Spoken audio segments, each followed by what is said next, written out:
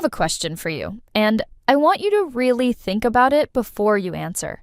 That's either going to be very interesting or mildly terrifying. Go on. When was the last time you actually changed how you start your day? Not thought about changing it, not written it in a notebook, not told someone you were going to do it.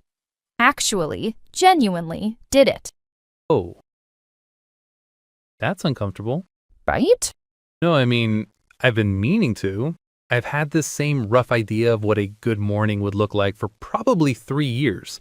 But have I actually built it, like, consistently? Honestly, no, not really. And I think that's most people. We've been talking about our routines for years. We've bought the journals, downloaded the apps, watched the videos. And somehow, we're still waking up frantic, reaching for our phones before we've even opened our eyes properly. Yes, and then wondering why we feel depleted by 11 in the morning. So today, that's what we want to dig into. Welcome, or if this is your first time here, a very warm welcome to the English Conversation Podcast. I'm Sarah. And I'm Mike, and this is a show where we have real conversations about real topics in natural, everyday English. So you can improve your listening, build your vocabulary, and just enjoy good conversation at the same time. No grammar lectures, no textbook dialogues. We just talk, like two people who find things genuinely interesting. And today, we're talking about something that affects every single one of you listening, your daily routine. Which sounds boring, I know it does, but I promise it isn't, because we're not talking about morning routines in the influencer sense. Right. Not the kind where you wake up at 5, make a green smoothie, journal for an hour, and become enlightened before breakfast. Which, if that is your life, wonderful. But most of us are just trying to find our phone charger and remember what day it is. We're talking about real routines, the small, unglamorous habits that are quietly running your life, whether you realize it or not. But before we go any further, quick question for you. We ask one every episode, and we genuinely love reading the answers. Today's question is simple. Are you a morning person or a night person? Just 2 words in the comments is enough. We read every single one. And while you're in the description, and this is important, we have a free PDF transcript for this episode. It has the full transcript, all the vocabulary with definitions, and a grammar section too. I especially recommend it for shadowing. Download it, listen, and read along with us at the same time, and your English will improve so much faster. It's completely free. It's in the description right now. Seriously, if you've never tried shadowing before, it is one of the most powerful things you can do for your fluency. Download it. You'll thank yourself later. All right, let's get into it. So let's start with something I've been thinking about a lot lately.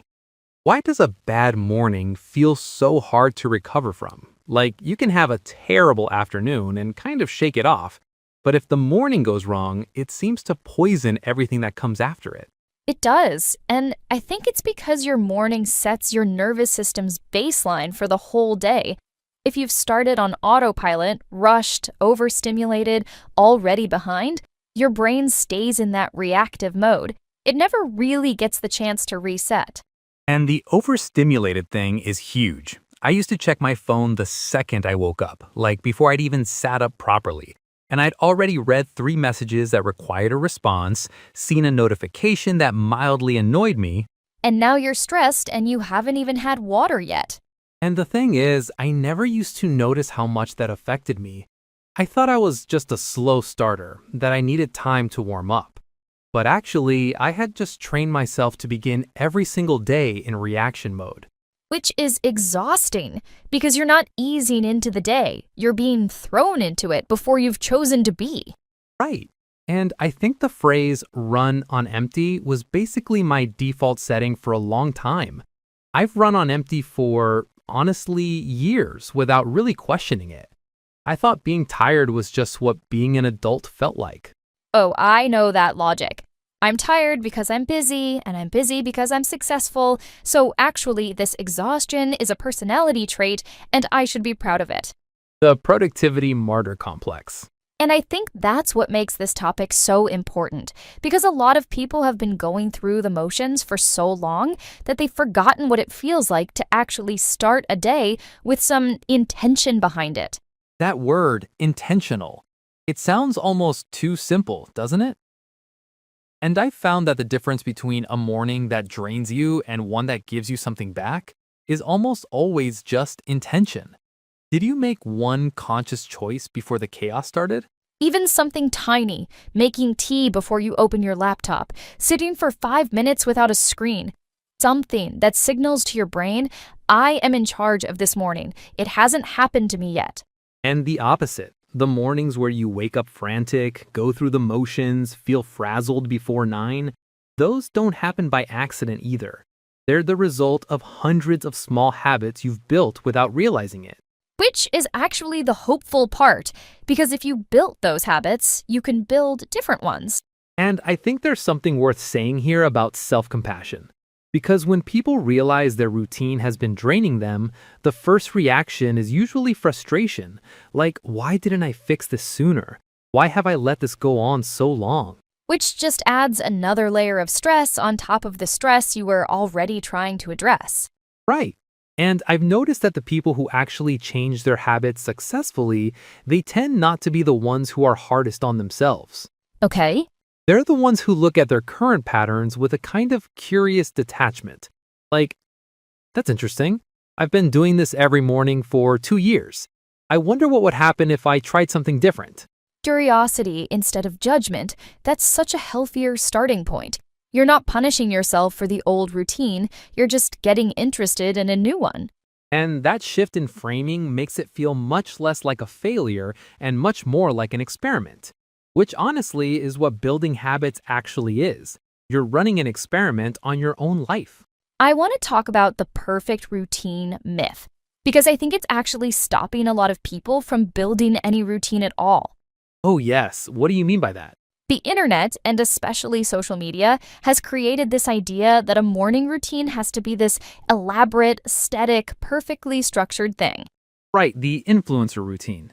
Exactly. Wake up at 5:30, meditate for 20 minutes, exercise, journal, read, eat a nourishing breakfast, and somehow all of this happens before 8 a.m. when you also have a job and possibly children. And when normal people try that and fail on day 2, they don't think that routine was unrealistic. They think I lack the discipline to have a good routine. And that feeling of having failed at something everyone else seems to manage is actually more damaging than the bad morning itself. It becomes a drain in itself. And here's what I've noticed. The people who have actually built sustainable routines, the ones that have genuinely changed how their days feel, they've never talked about a complicated system. They've always talked about 1 or 2 small things they've done consistently. An anchor habit. Yes, an anchor habit.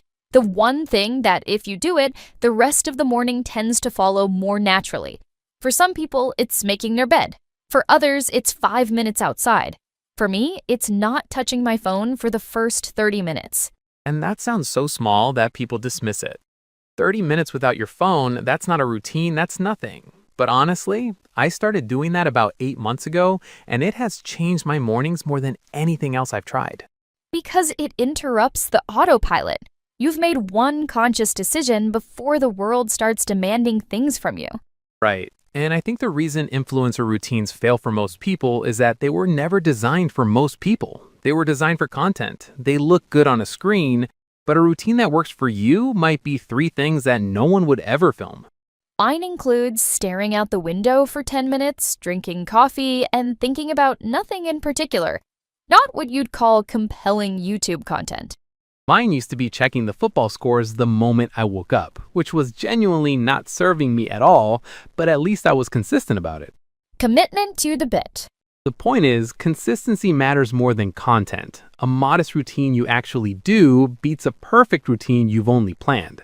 And there's something important in accepting that your routine will look different from someone else's.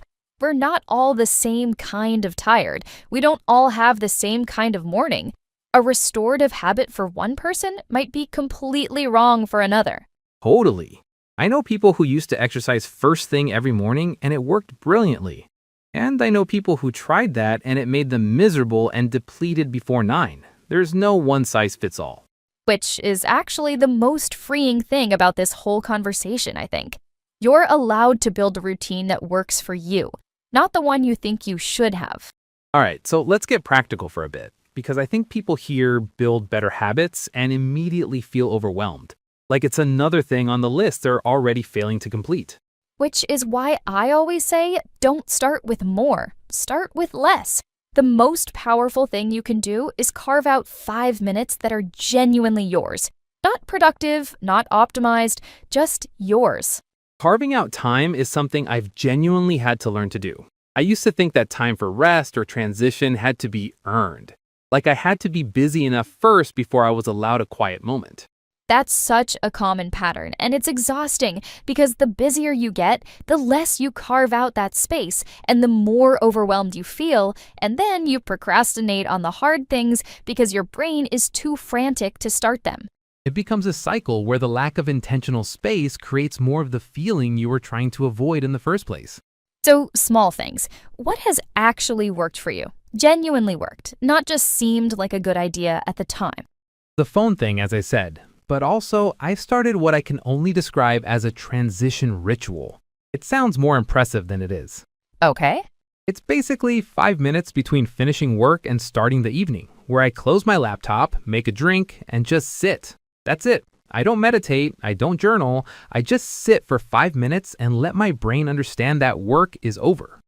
I love this because the transition between work and not work is something so many people skip entirely. You close the laptop and immediately start cooking or scrolling or doing the next thing, and your brain is still in work mode 2 hours later. And then you wonder why you can't unwind in the evening. Your nervous system hasn't had a single signal that the day has changed gear. Changing gears, I like that. And I think what you're describing is something really underrated. The idea that routines aren't just about mornings, they're about all the transitions in your day, the moments between things, how you move from one context to another. Which most people have never thought about at all. Because we're so focused on productivity that we think the space between tasks is wasted time, when actually it might be the most important time. I used to eat lunch at my desk while answering emails every single day, and I thought I was being efficient. But I've come to think that's one of the worst things you can do for your afternoon focus. You never actually stopped. Your brain never got to breathe. And now? Now I eat away from the screen, even if it's just 15 minutes. And honestly, my afternoons have been so much more focused since I started doing that. Which sounds almost too simple to be true, but it is. The simple things usually are the ones that work because they're sustainable. You can actually do them every day without burnout. And I want to mention something that often gets overlooked, the micro break. Not a full lunch break, not a holiday, just 2 minutes. Standing up, looking out a window, taking 3 slow breaths. Something that small can genuinely interrupt the frantic energy of a busy morning and give your brain a brief reset. I've started doing that between meetings, just 2 minutes where I don't look at a screen and don't do anything productive. And the first few times I tried it, I felt guilty, like I was wasting time, which tells you everything about the mindset we've all absorbed, that stillness is somehow lazy. When actually, those 2 minutes might be the most useful thing you do all day. Because you come back to the next task with a brain that's had a moment to recover, rather than one that's been running on fumes for 3 hours straight. There's research on this too, isn't there? The idea that your brain consolidates information and solves problems during periods of rest. Some of the best ideas people have had came in the shower, on a walk, or staring out a train window. Never during the 47th email of the morning. Never during that. Let's talk about evenings, because I think evenings are the most neglected part of the whole routine conversation. Everyone talks about morning routines. Nobody talks about how you wind down. And the way you wind down is completely connected to how the next morning feels. If you haven't actually decompressed, if you've been overstimulated until the moment you close your eyes, the morning starts from a deficit. Completely.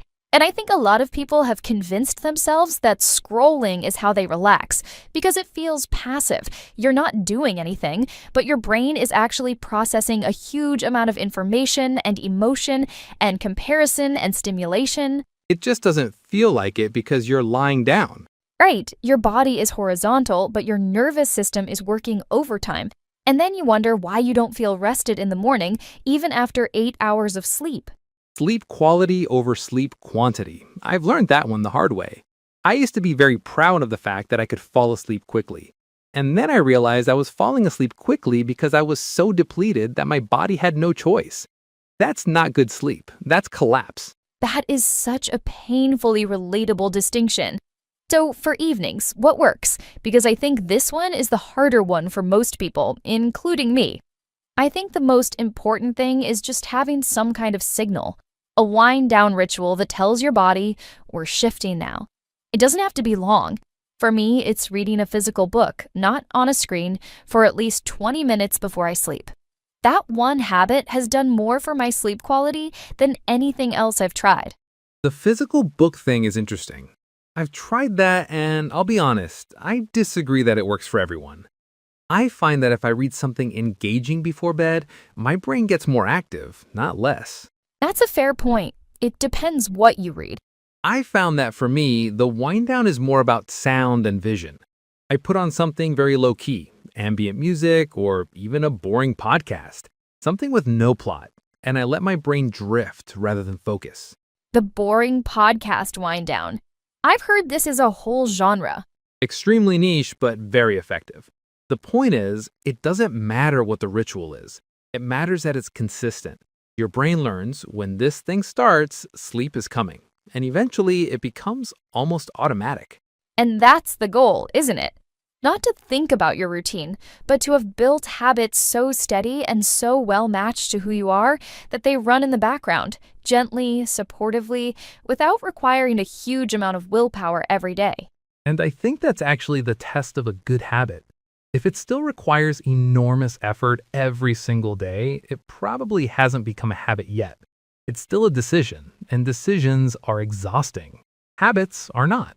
Which is why starting small is so important. You're not trying to transform your evenings overnight. You're trying to introduce one small thing that's easy enough to do even on a bad day. Because a habit you only keep on good days isn't really a habit, it's a luxury. A routine that only works when your life is already going smoothly isn't doing much work for you. Right. The whole point is that it holds when things are difficult, that on a hard Tuesday when you're tired and stressed, and the last thing you want to do is be intentional, you've made it easy enough that you do it anyway. And over time, that Tuesday becomes the proof that the habit is yours, not just something you do when you feel like it. I want to end on something a little more philosophical. Do you think our routines define us? Like, are you the person you are because of your habits, or do your habits follow from who you already are? That's a good one. I think it's both, honestly. I think we like to believe our character comes first, that we are a certain type of person and our behavior flows from that. But actually, I think it might work the other way around more often than we admit. You become mindful by practicing mindfulness. You become patient by building in space that requires patience. You become intentional by making intentional choices, even small ones, every day. So the routine comes first, the identity follows. I think so. Or at least they build each other. You're not one without the other. And I think that's actually the most hopeful way to look at it, because it means you're not stuck. You haven't permanently become the person who runs on empty, who goes through the motions, who has been meaning to change for 3 years. That's just the set of habits you have right now, and habits can change. They can, and they don't have to change all at once. One anchor habit, one conscious choice, one moment in the morning where you decide, before the world starts demanding things, what kind of day you want to have. I really like that. And I think this is the thing the podcast format is good for, actually. Because you've probably been listening to this while commuting or cooking or lying in bed, and you haven't had to do anything. You've just been absorbing ideas. And sometimes that's enough to shift something, to make a small thing feel possible that didn't feel possible before. That's why we do this. All right, let's wrap up. There's one more thing I want to touch on before we wrap up. And it's something I've been sitting with for a while, which is the relationship most people have with time itself. Not just their routine, but their actual sense of how time feels. What do you mean by that? So I've talked to a lot of people about this, and there's a pattern I keep noticing. People say their weeks feel like they're disappearing, like Monday arrives and before they blinked, it's Friday again, and they can't quite account for where the time went. And I think that feeling, that sense of time slipping, is directly connected to how much of your day you spend on autopilot. Because when you're on autopilot, you're not really there. And if you're not really there, your brain doesn't record it as something that happened. It just passes. Whereas a day that had even one intentional, mindful moment, one thing you chose to do, one conversation you were actually present for, one small thing you noticed, that day tends to feel like it meant something, even if it was ordinary. It's almost like intention creates memory, and memory creates the feeling of having lived your time rather than just passed through it. Which is why I think routines, real, thoughtful, personal routines, aren't just about productivity, they're about presence. They're about the quality of your own experience of being alive on a Tuesday. That sounds grand when you put it like that, but I think it's true. And it's why this conversation matters beyond the practical stuff, beyond the phone habits and the lunch breaks. It's really asking, how do you want to inhabit your days? And the answer doesn't have to be dramatic, it just has to be a little more conscious than it was yesterday. 1 degree at a time. 1 degree at a time. Let's bring it together because we've covered a lot today. We really have. So, daily routines. What do we actually know? We know that your morning sets your nervous system's baseline for the whole day. A frantic, overstimulated start follows you into everything that comes after. And that's not bad luck. It's a pattern you've built, which means you can build a different one. We know that the perfect routine is a myth. Consistency beats complexity every single time. One anchor habit you actually do is worth more than 12 steps you've planned and abandoned. We know that transitions matter, not just mornings, but all the moments between things. How you move from work to evening, how you wind down before sleep, how you give your brain permission to change gear. And we know that this isn't really about productivity. It's about how your life feels from the inside. It's about not running on empty. It's about building days that have something restorative in them, not just things that drain you. Beautifully put. Now, don't forget, are you a morning person or a night person? Leave it in the comments. We read every single one. And the free PDF transcript is in the description. The full script, all the vocabulary, the grammar section. If you haven't downloaded it yet, please do. Read along, shadow our voices, make the language your own. If today's episode was useful, please subscribe, leave us a review wherever you listen, and share it with one person who might need to hear it. That is genuinely the best thing you can do for us. Thank you so much for being here. Keep building, keep practicing, and we'll see you in the next one. Take care. Bye. Bye.